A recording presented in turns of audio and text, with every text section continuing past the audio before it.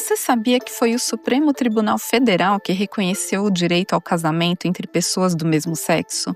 Que decidiu que o Estado deve fornecer medicamentos de alto custo em determinados casos? Ou que analisou a obrigatoriedade do ensino religioso nas escolas públicas? Pois é, nos últimos anos, o judiciário brasileiro tem protagonizado decisões que moldam profundamente tanto a política quanto a vida da população. No episódio de hoje do Entre Linhas, eu vou falar sobre a judicialização da política. O que é esse fenômeno, por que ele acontece e como ele tem interferido em temas que vão da liberdade de expressão às regras do jogo democrático. Seja bem-vinda, bem-vindo aqui ao podcast Entre Linhas. Eu sou a Ana Carolina, responsável aqui pelos nossos conteúdos semanais e te ajudo a acompanhar e a interpretar alguns dos principais movimentos da política brasileira.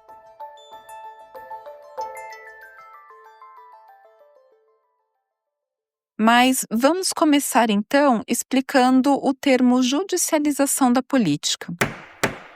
Ela acontece quando o judiciário assume o papel de decidir sobre questões que, em tese, deveriam ser resolvidas pelo Congresso ou pelo Executivo.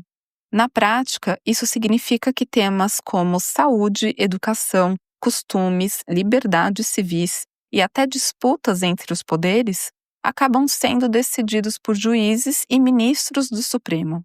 E por que isso acontece? Porque o legislativo muitas vezes se omite ou posterga debates difíceis, porque a sociedade pressiona ou porque há dúvidas sobre a constitucionalidade de certas leis ou atos. Com isso, o judiciário deixa de ser apenas um árbitro e se torna um protagonista na política brasileira. Para entender melhor sobre isso, vamos mostrar algumas decisões que mudam a vida das pessoas, o que afeta diretamente a população. Em 2011, o STF reconheceu a união estável entre pessoas do mesmo sexo como entidade familiar.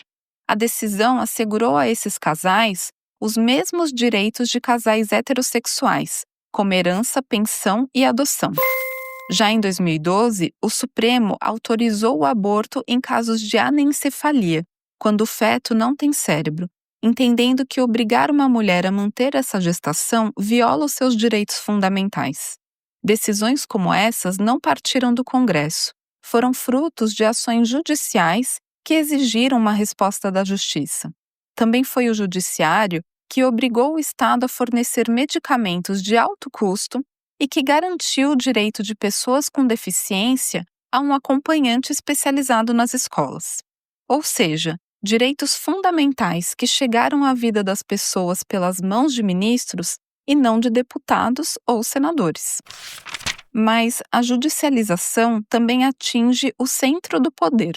Um exemplo recente foi a decisão do STF que declarou inconstitucionais as chamadas emendas do relator, o orçamento secreto.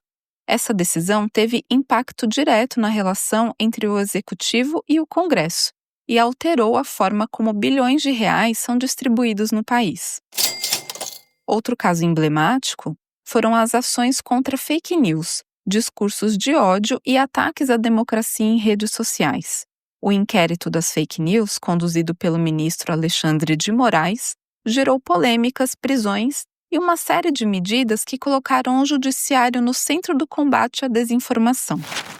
Essas decisões, embora controversas, tiveram um papel central na preservação das instituições durante momentos de crise, como durante as eleições de 2022 e após os ataques golpistas de 8 de janeiro de 2023. Mas, afinal, o Supremo está criando leis? Não, o STF não tem esse papel. Quem deve propor, debater e aprovar as leis é o Congresso Nacional. São os nossos representantes eleitos. Mas quando há omissão, conflito ou afronta à Constituição, o STF precisa atuar. Seu papel é interpretar a Constituição e garantir que os direitos fundamentais sejam respeitados. Na ausência de consenso político, o judiciário acaba sendo pressionado a preencher lacunas, e isso sempre gera debate. Há quem veja essas decisões como ativismo judicial e outros enxergam como uma resposta legítima a demandas urgentes da sociedade. O ideal, claro, é que as grandes mudanças venham sempre do legislativo, por meio do debate democrático. Mas quando isso não acontece, o judiciário acaba entrando em campo, às vezes por necessidade e às vezes também por provocação. Seja você uma empresa, uma organização ou um cidadão comum, entender o porquê que a judicialização acontece é essencial, porque essas decisões afetam o mercado, a liberdade de expressão, a política pública, o sistema de justiça e, claro, os seus direitos. Empresas de tecnologia já tiveram que adaptar os seus serviços a decisões judiciais. O agronegócio acompanha com atenção os debates sobre licenciamento ambiental. E temas como cotas raciais, ensino religioso e políticas de saúde mental também têm sido julgados no STF. Por isso, acompanhar o que está em pauta nos tribunais superiores e entender como isso pode afetar a sua vida ou o seu setor é mais importante do que nunca. A judicialização da política é um reflexo do nosso tempo, um período em que o debate público nem sempre avança onde deveria e onde o judiciário acaba sendo chamado a resolver o que o Congresso não enfrentou. Mas cada decisão tem consequências, e conhecer esse processo é fundamental para participar dele de forma informada.